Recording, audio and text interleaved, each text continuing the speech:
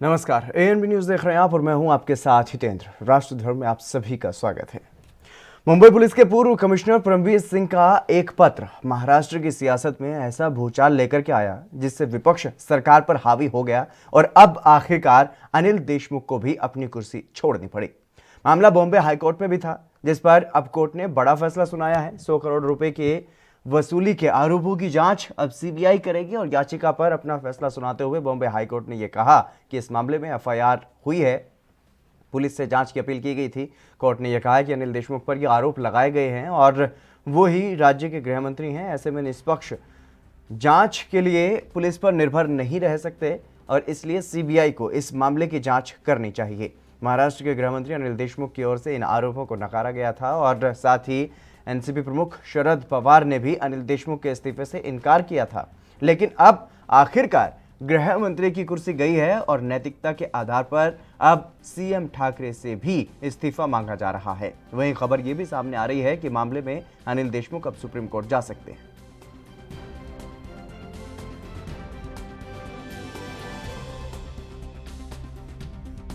अनिल देशमुख जी party के राष्ट्रीय अध्यक्ष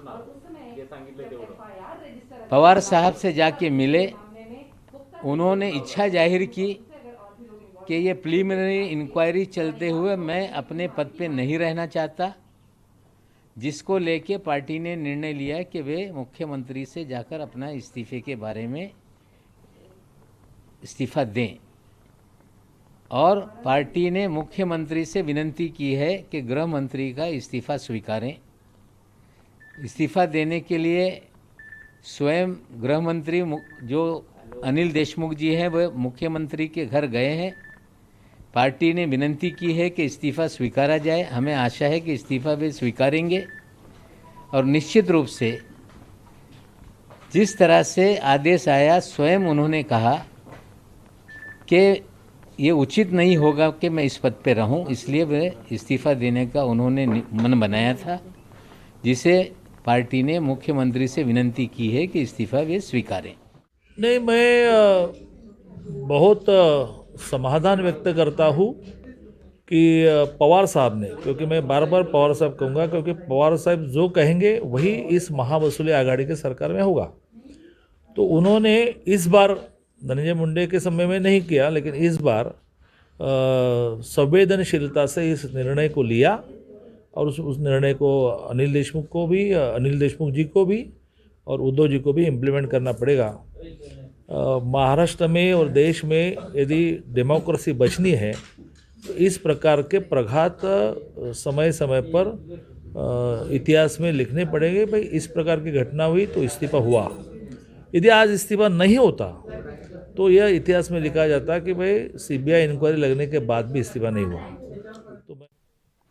इसी मुद्दे पर चर्चा करने के लिए मेरे साथ दो विशेष मेहमान जुड़ चुके हैं। संजय आहूजा हैं भारतीय जनता पार्टी से और रत्नाकर सिंह हैं कांग्रेस से। आप दोनों मेहमानों का स्वागत है। संजय जी, मैं आपके पास पहले आना चाहूँगा क्योंकि लगातार जिस तरीके से बीजेपी की तरफ से ये मांग की जा रही थी कि अनिल देशमुख अपना इस्तीफा दें, अब उन्होंने इस्तीफा दे दिया। क्या अब आप सीएम से भी इस्तीफा मांगेंगे? इस पर इस्तीफा मांगेंगे जी। हमने तो ये देखिए, हमने ये कहा था कि कई बात हुई है, चिंगारी उठी है तो कोई तो बात होगी। उनसे अगर इस्तीफे की मांग की तो आज ही क्यों इस्तीफा दिया? जब सीबीआई की जांच उनके लागू हुई तो आज ही क्यों इस्तीफा दिया उन्होंने? ऐसी भी क्या बात हो गई? तो लगातार आप ही तो मांग कर रहे थे सर। हम मांग कर रहे थे, तो पहले इस्तीफा देते तो बात होती। आज इस्तीफा दिया कि सीबीआई जांच होगी तो इस्तीफा दे दिया।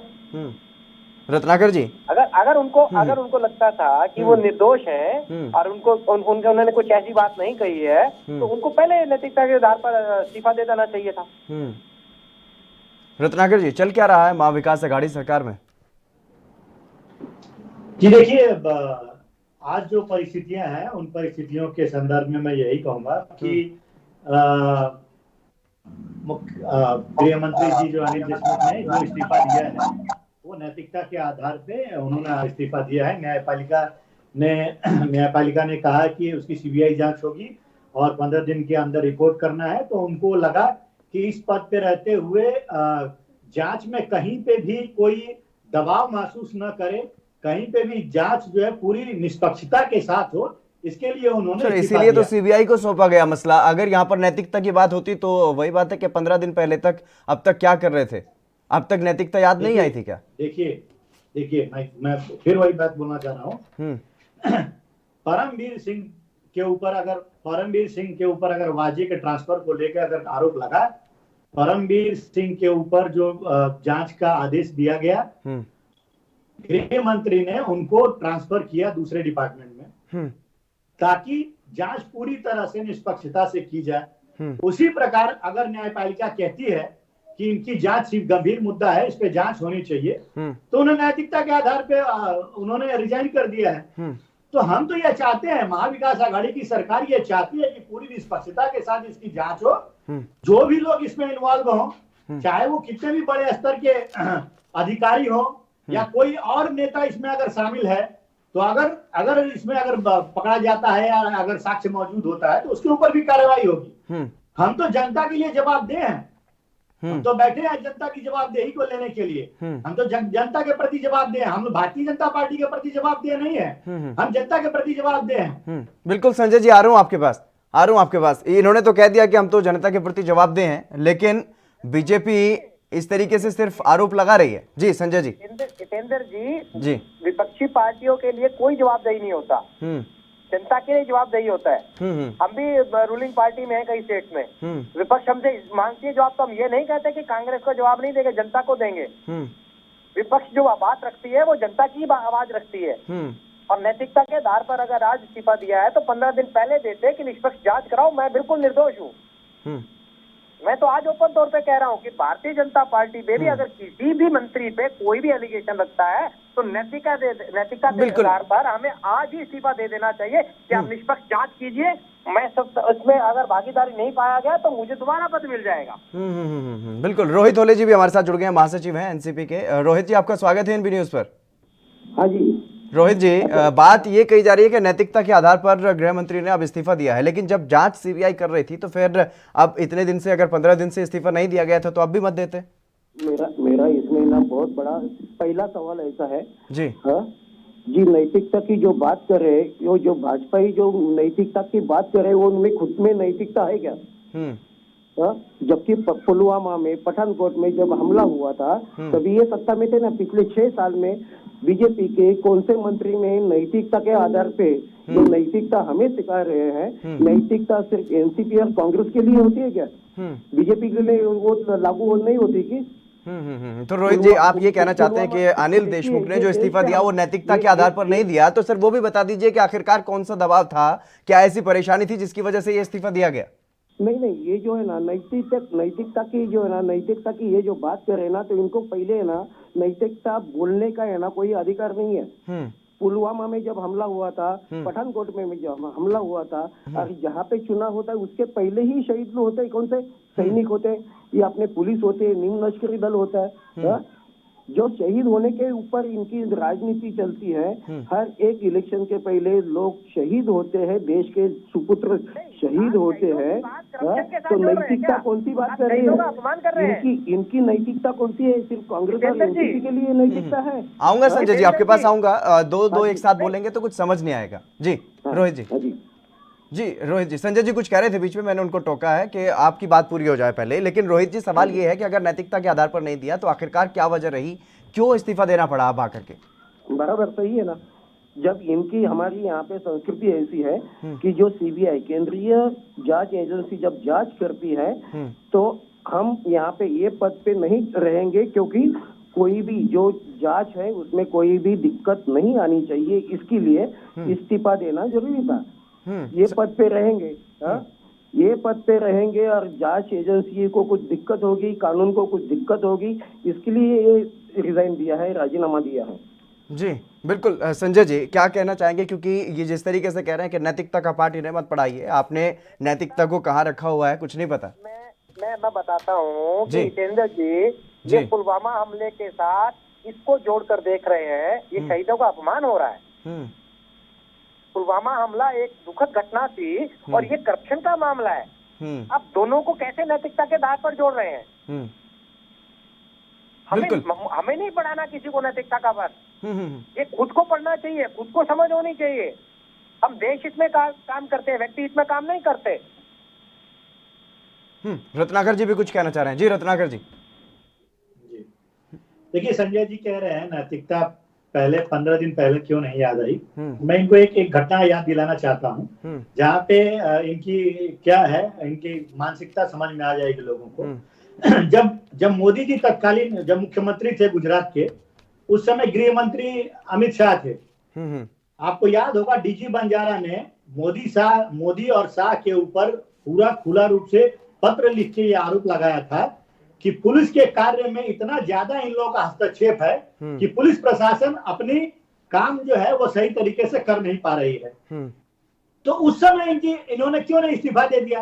कोई अधिकारी अगर किसी गृह मंत्री के ऊपर आरोप लगाता है तो आरोप लगाने मात्र से ही सिर्फ गृह मंत्री इस्तीफा दे दें तो ये चीज तो सही नहीं है। अगर वहां पे जब तक जांच पूरी नहीं हो जाए तब तक कोई आरोप लगाने पे कोई इस्तीफा देगा नहीं। हाँ, रही बात न्यायपालिका की, हम न्यायपालिका का सम्मान करते हैं।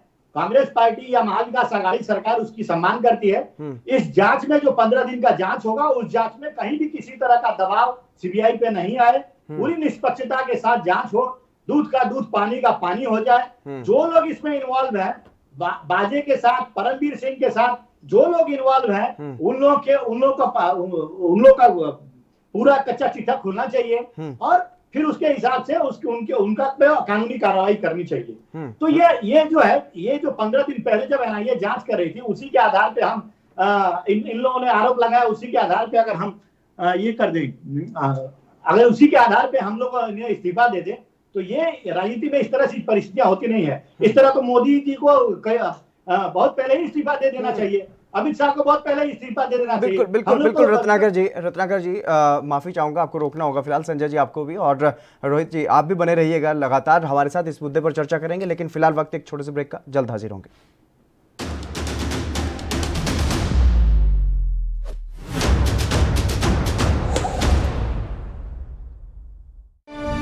ਮਹਿਲਾ ਮੁਖੀ ਘਰਾਂ ਵਿੱਚ ਔਰਤਾਂ ਦੇ ਸਸ਼ਕਤੀਕਰਨ ਲਈ ਚਾਲੂ ਕੀਤੀ ਮਾਤਾ ਤ੍ਰਿਪਤਾ ਮਹਿਲਾ ਯੋਜਨਾ 4 ਵਰਿਆਂ ਤੋਂ ਔਰਤਾਂ ਦੇ ਮਾਨ ਸਨਮਾਨ ਦਾ ਧਿਆਨ ਰੱਖਦੀ ਪੰਜਾਬ ਸਰਕਾਰ।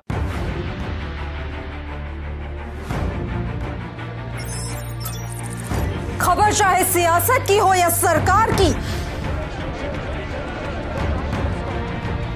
खबर चाहे भ्रष्टाचार की हो या गुनहगार की, दिन भर में क्या रहा देश जगत का हाल, किस मुद्दे ने बनाई किसकी सरकार, रखते हैं हम सब पर नजर, पहुंचाते हैं हम हर खबर। हम हैं ANB न्यूज। क्या आप दुबले पतले कमजोर हैं? आपकी सेहत नहीं बनती, भूख कम लगती है, वजन नहीं बढ़ता? दरअसल मेन बात खाना पीना खाना नहीं है, मेन बात है खाया पिया लगना। और अगर खाया पिया लगेगा ही नहीं तो सेहत बनेगी कैसे? इसलिए हमारी संस्था सन्यासी आयुर्वेदा ने एक ऐसी दवा बनाई है जो कि आपके पाचन तंत्र को, आपके लीवर सिस्टम को ठीक करने का काम करती है, ताकि आप जो भी खाएं उसका पूरे का पूरा निचोड़ आपके शरीर को लगे, आपकी भूख बढ़े, खाया पिया सही से लगे, नया खून बने, हड्डियों में जान आए, वजन बढ़े, ताकत बढ़े, चेहरे पर नूर आए और आप मोटे तगड़े खूबसूरत पर्सनैलिटी के मालिक बन जाएं। यह दवा पूरी तरह से आयुर्वेदिक होती है। इसका शरीर पर कोई भी साइड इफेक्ट, कोई भी नुकसान या दुष्प्रभाव नहीं होता। लड़के लड़कियां दोनों इसका इस्तेमाल कर सकते हैं और पहले 15 दिन के अंदर ही आपको इसका असर महसूस हो जाएगा। सिर्फ 650 रुपए की पूरे 1 महीने की दवा होती है और आप इसे घर बैठे 01145454545 पर फोन करके दवा मंगवा सकते हैं।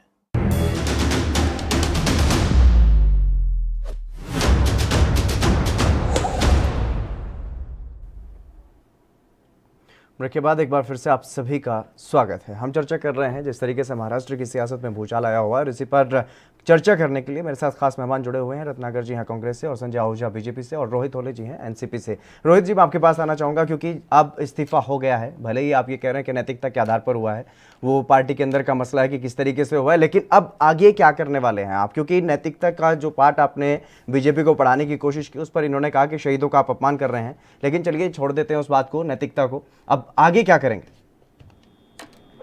आगे जो कायदे से होगा, आगे जो इन्होंने इस्तीफा दिया तो ये डिपार्टमेंट अभी जो है खाता जो गृह मंत्रालय जो है उसका बागडोर संभालेंगे सीएम, जैसे कि कायदे में जो होता है, और उसकी जांच होगी क्योंकि क्या मालूम है कि इन्होंने पहले, एक तो मेरा ये सवाल है कि जो एडवोकेट जयश्री पाटिल का जो हवाला देते हैं, जयश्री पाटिल की याचिका मुंबई बॉम्बे हाई कोर्ट ने खारिज की थी 5-6 दिन पहले कि इसमें कोई पुरावा नहीं है, कोई प्रूफ नहीं है, किसी भी आधार नहीं है, चीप पब्लिसिटी का स्टंट है। वही हाई कोर्ट आज उनकी दाखला देके इनको सीबीआई की जांच करवाता है। सीबीआई जो है, अभी सुशांत सिंह में भी आपने देखा होगा, जो सीआईडी को मुंबई पुलिस जो इंक्वायरी कर रही थी, जो उनकी तहकीकात चालू थी, वही रिपोर्ट है ना सीबीआई में देने के बाद है ना, उन्होंने सीबीआई ने आखिर में क्या रिपोर्ट दिया कि सुशांत सिंह में कोई भी एक 1% भी ये नहीं दिख रहा है कि उनकी हत्या या कुछ हो गया, उन्होंने खुदकुशी की। अभी भी ये ना सिर्फ ये महाराष्ट्र द्वेषी जो बीजेपी के है वो केंद्र के इशारे पे चलते हैं और इनके कहने से ही ये सेंट्रल एजेंसियां बार बार आती है। क्यों नहीं बिहार में, यूपी में जाती है? बिहार में रोहित जी, यहाँ पर क्या आप कोर्ट पर सवाल उठा रहे हैं? क्या कोर्ट ने पहले खारिज किया और अब ये फैसला सुना दिया? यस, सवाल ही नहीं, क्यों नहीं? पहले खारिज किया, वही आदमी, वही व्यक्ति जो है याचिका करता वही है, वही पेपर है, वही इसने पहले खारिज किया था कि चीप पब्लिसिटी है। और वही कोर्ट जो बोलते हैं कि नहीं अभी सीबीआई इंक्वायरी करो, सीआईडी है, महाराष्ट्र में शासन है, महाराष्ट्र सरकार है, यहाँ पर भी अच्छी एजेंसियां हैं। जो मुंबई पुलिस जो है आज वर्ल्ड में 2 नंबर की जो पुलिस उनको कही जाती है तहकीकात में, उनके भरोसा नहीं है करके सीबीआई में दे रहे। चलिए ठीक है सर, लेकिन ये अब तक ये कहा जा रहा था कि जो सेंट्रल एजेंसियां हैं वो केंद्र के इशारे पर काम करती है, तो आप ये कह रहे हैं कि कोर्ट भी अब केंद्र सरकार के इशारे पर काम कर रहा है? सवाल ही नहीं। तो अब किस पर भरोसा करेंगे सर फिर आप? कोर्ट पे ही भरोसा करेंगे। कोर्ट तो फिर आपने बता दिया ना कि कोर्ट तो केंद्र सरकार के इशारे पर काम कर रहा है। तो मेरा यही सवाल है कोर्ट को भी कि पहले जो 5 दिन पहले जिसकी याचिका, तो सर जो कमियां थी वो कमियां दूर करने के लिए कहा गया था याचिकाकर्ताओं को, वो उन्होंने कर दी, तो अब सीबीआई का आदेश दे दिया कोर्ट ने। बराबर, कोर्ट का आदेश जो भी है, संविधान जो है कोर्ट का आदेश है, वो हमें पूरा मालूम पता है, उनका हम सम्मान करते हैं, बराबर। लेकिन कहीं ना कहीं एक ऐसा सवाल या कुछ शक आता है कि जो नहीं होना चाहिए, जहाँ पर केंद्रीय एजेंसियां जो है वो देश के लिए काम आनी चाहिए। पुलवामा, पठानकोट जैसी रोहित जी, आपको भी मालूम है कि जब कोर्ट का ये फैसला आया उसके बाद अनिल देशमुख ने इस्तीफे की पेशकश की है। अगर पहले इस्तीफा दे दिया होता तो शायद कोर्ट का ये फैसला हो सकता था कि यहाँ की पुलिस ही इस मामले की जांच करेगी। नहीं, अभी है ना, ऐसे सिर्फ ये जो कानून या कोई नैतिकता जो है वो सिर्फ एनसीपी और कांग्रेस को ही लागू होती है क्या? नहीं, मैं एनसीपी पर नैतिकता की बात कर ही नहीं रहा हूं सर, मैं तो ये कह रहा हूं कि अगर पहले इस्तीफा दे दिया होता, क्योंकि गृह मंत्री पर इल्जाम था और पूर्व पुलिस कमिश्नर ने लगाया था सर, किसी आम आदमी ने तो नहीं लगाया, किसी विपक्ष के नेता ने तो नहीं लगाया, पुलिस कमिश्नर ने, पूर्व पुलिस कमिश्नर रह चुके हैं परमवीर सिंह, उन्होंने आरोप लगाया था, तथ्य भी दिए थे और कोर्ट में वो गए थे, सुप्रीम कोर्ट में पहले गए, लेकिन बाद में हाई कोर्ट में आए, हाई कोर्ट में कुछ तथ्यों की कमी रही, वो पूरे किए और उसके बाद अब फैसला सुनाया। तो अब आप ये क्यों कह रहे हैं, ये कैसे कह सकते हैं आप कि कोर्ट सीधे केंद्र के इशारे पर काम कर रही है? नहीं, क्यों नहीं कर रहे हैं? क्योंकि क्या पहली बात ऐसी है कि कोर्ट ने अभी के जो केंद्रीय गृह मंत्री है उनको दोषी ठहराया, बाकी सभी लोगों को दोषी ठहराया। संजीव भट्ट जो है आज भी जेल में है और परमवीर सिंह बाहर है। ये क्यों हो रहा है? देश एक ही है, कानून एक ही है, तो संजीव भट्ट ने जिनको उजागर किया, जिनके ऊपर इल्जाम लगाया, वो संजीव भट्ट आज गुजरात में जेल में क्यों है? संजय जी, क्या कोर्ट भी बीजेपी के इशारे पर काम कर रही है? हंसी आ रही है इस बात के ऊपर कि ये कांग्रेस का कल्चर रहा होगा कि वो कोर्ट को और सेंट्रल ब्यूरो को ये अपने इशारों पर नचाते होंगे। देखिए, जनता का इसका मजाक मत उड़ाइए, शहीदों का अपमान मत कीजिए। ये कहाँ की बात कहाँ जोड़ रहे हैं? अगर ये पहले 15 दिन पहले तो बिल्कुल सिरे से खारिज करते रहे इस बात को, और आज कह रहे नैतिकता के आधार पर इन्होंने इस्तीफा दे दिया कि जांच में अड़चन ना आए। ये कहाँ की बात कहाँ जोड़ रहे हैं? अगर मोदी जी ने, अमित शाह जी ने, गृह मंत्री थे राज्य के, तो उन्होंने इस्तीफा नहीं दिया, तो बाद में भी इस्तीफा नहीं दिया। वो अपनी बात पे अटल रहे कि हम गलत नहीं है। तो आज इन्होंने ये अगर अटल थे, अगर ये गलत नहीं थे, तो अटल रहते क्यों इस्तीफा दिया उन्होंने? रत्नाकर जी, अगर कोर्ट पर भरोसा नहीं, सीबीआई पर भरोसा नहीं, तो फिर इस्तीफा ही क्यों दे दिया? क्योंकि पता अब तो ये साफ हो गया कि अगर कोर्ट भी बीजेपी की, एजेंसी भी बीजेपी की, तो फिर फैसला क्या निकलेगा? फैसला तो वही निकलना है सर, आरोपी तो तय हो जाएंगे। रत्नाकर जी, देखिए जिस तरह से पूर्ववत में केंद्रीय एजेंसियों को, स्वायत्त शासी एजेंसियों को इस्तेमाल किया गया अपने मकसद के लिए, उससे कहीं न कहीं शक एक उठना लाजमी है। लेकिन आज जो हुआ है, जो गृह मंत्री जी ने इस्तीफा दिया है, वो सिर्फ इसलिए दिया है क्योंकि जो जांच होगी सीबीआई की, उस जांच में कहीं भी चाहे विपक्ष ये ना इल्जाम लगाए कि जिसपे आरोप लगा है वो खुद सत्ता में है और वो जांच को प्रभावित कर रहा है, इसलिए उन्होंने इस्तीफा दे दिया। रही बात, मैं संजय जी की बात एक कहना चाह रहा हूँ कि केंद्रीय एजेंसियों का कह रहे हैं कि कांग्रेस पार्टी इस्तेमाल करती है। मैं इनको भी याद दिला दूं कि किस तरह से सीबीआई को कठपुतली बना के भारतीय जनता पार्टी अपना खेल खेलती है। चुनाव से ठीक पहले महाराष्ट्र में जब इलेक्शन होने वाला था, तो यही सीबीआई तो पहले आप कठपुतली बना के रखा हुआ था सीबीआई को। सुन लीजिए, यही सीबीआई आपको मालूम है शरद पवार जी के खिलाफ लगाया गया। वेस्ट बंगाल में सीबीआई की जांच कराई गई किसके खिलाफ? ठीक इलेक्शन के पहले ममता बनर्जी और उनके भतीजे के खिलाफ सीबीआई जांच कराई जाती है। तो केंद्रीय एजेंसियों का कहीं न कहीं दुरुपयोग भारतीय जनता पार्टी कर रही है, इसलिए यह प्रश्न उठना बहुत लाजमी है। लेकिन सर अब तो कोर्ट पर ही सवाल उठा दिए हैं, रोहित जी ने कोर्ट पर ही सवाल उठा दिए कि कोर्ट बीजेपी के इशारे पर काम कर रही है। तो हम कहीं कभी केंद्रीय एजेंसियों का दुरुपयोग नहीं, जनता से भरोसा मत सुन लीजिए, कोई एक आदमी बोलेगा तो ही बात समझ में आएगी। संजय जी जरा एक मिनट मेरी बात कंप्लीट हो जाने दीजिए, उसके बाद आप बोलिएगा, मैंने बोला नहीं आपके बीच में। महाविकास आघाड़ी सरकार जो है वो जनता के प्रति जवाबदेह है। अगर इस तरह का आरोप लगता है गृह मंत्री के ऊपर और कोर्ट आदेश देता है सीबीआई जांच का, तो उनका यह कर्तव्य बनता है और उन्होंने अपने कर्तव्य का पालन भी किया। उन्होंने इस्तीफा 2-3 घंटे के बाद ही पवार साहब से चर्चा करने के बाद उन्होंने इस्तीफा दे दिया। तो नैतिकता के आधार में इस्तीफा दिया। आपकी नैतिकता तो पूरी तरह से खत्म हो चुकी है।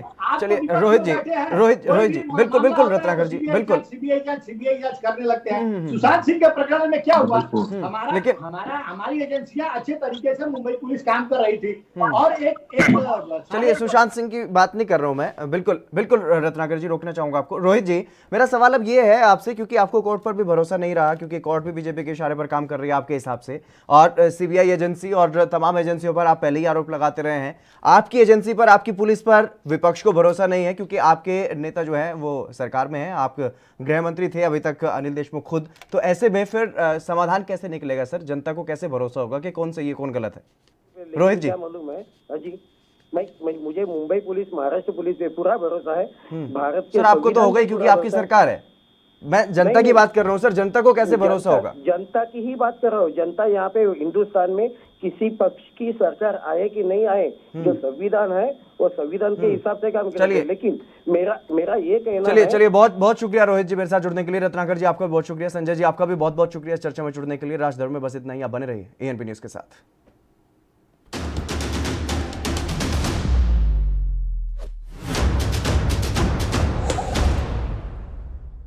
गुरु नानक देव जी का